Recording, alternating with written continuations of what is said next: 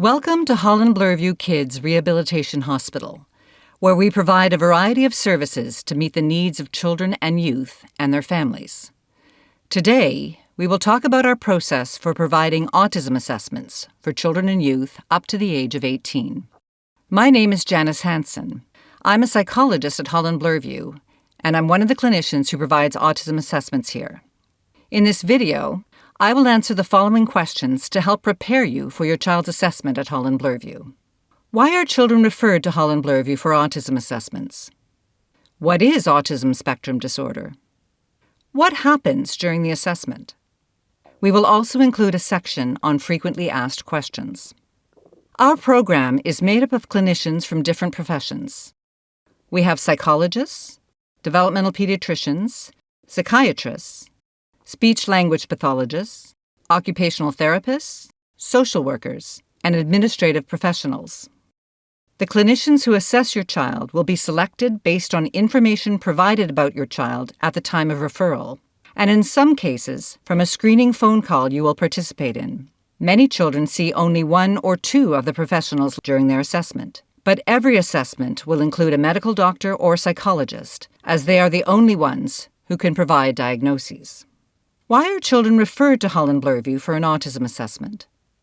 The purpose of the assessment is to answer the question, does this child or youth meet formal criteria for a diagnosis of autism spectrum disorder, or ASD? Some children and youth who are referred to our services do go on to receive an ASD diagnosis, and some do not. What is autism spectrum disorder, or ASD? Autism spectrum disorder, or ASD, is a diagnosis where individuals demonstrate challenges or differences in their social communication skills and display some repetitive interests and behaviors. All children and youth on the autism spectrum have these two areas of challenge in common. However, the signs of autism will look different in every child. When we talk about challenges in social communication skills, we are looking at the way that your child communicates with and without words for different purposes, across different settings, and with different people. Some individuals diagnosed with ASD may not use words to communicate, while others may speak fluently. Not all children with communication delays have ASD. However, all children with a diagnosis of ASD experience some degree of difficulty with social communication. For example, some children spend a lot of time on their own and may not show or point to things of interest. Other children may want to play and be with others, but have difficulty joining their peers. Sometimes parents, teachers, or peers have to adjust their own communication styles to interact with a child on the autism spectrum. Sometimes children diagnosed with ASD have to put in a lot of effort to remain in the interaction as well. Taken together, these social and communication challenges can make it harder for children to make and keep friends. Children and youth on the autism spectrum can also demonstrate repetitive behaviors and interests. This may include being extremely focused on specific activities, toys, or topics. Some children diagnosed with ASD may be highly routine-oriented and experience significant distress with transitions or changes to their schedule. Children may also demonstrate repetitive body movements, such as flapping their hands, rocking, or spinning. Some will also experience sensory processing differences. For example, being very sensitive to noise, disliking having dirt on their bodies, looking at items close to their eyes, needing to frequently be in motion, or not responding to sensory input as expected. Sometimes these repetitive behaviors are subtle and are not always obvious to others. Remember, every child on the autism spectrum will look different. Some children will have more of the challenges listed, and some will have fewer. When making a diagnosis of autism, we always take into consideration your child's unique strengths and abilities, as well as their age and developmental level. What happens during your assessment? There are different pathways for an autism assessment at Holland Bloorview. All assessments will include a discussion about your child's developmental history and current abilities.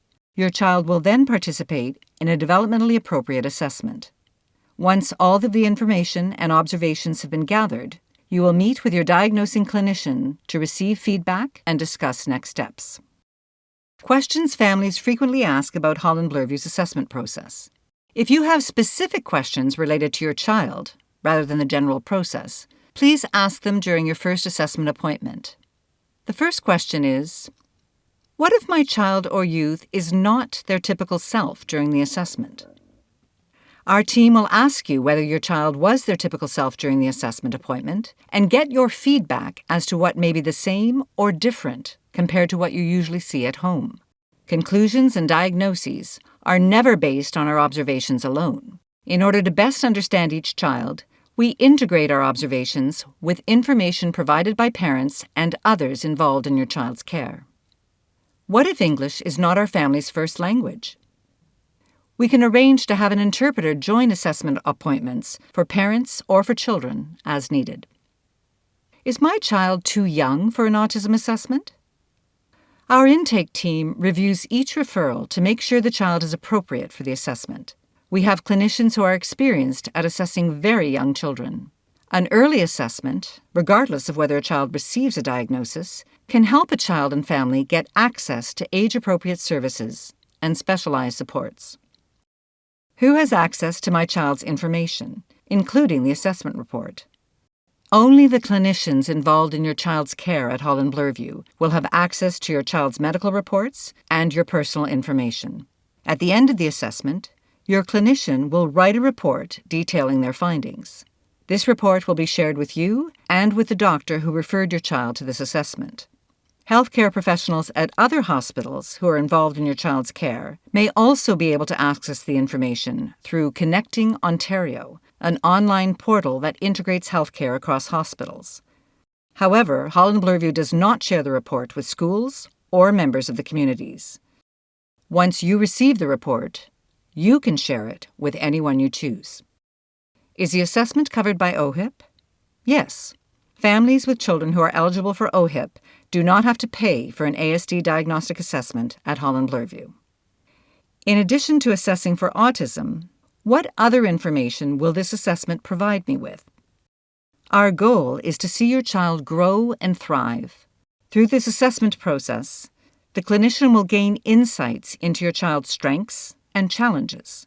Whether the outcome is a formal diagnosis or not, during the final feedback session, the clinician will share with you further recommendations to help support your child and your family. What will happen after my assessment?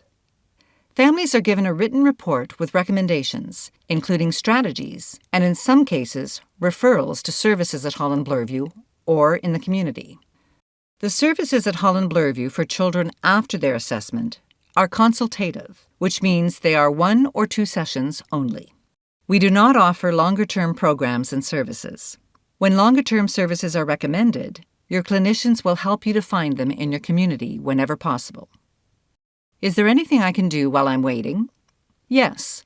Please visit the Autism Services section on our website at hollandbloorview.ca to find a list of resources for families waiting for assessment. Thanks for watching.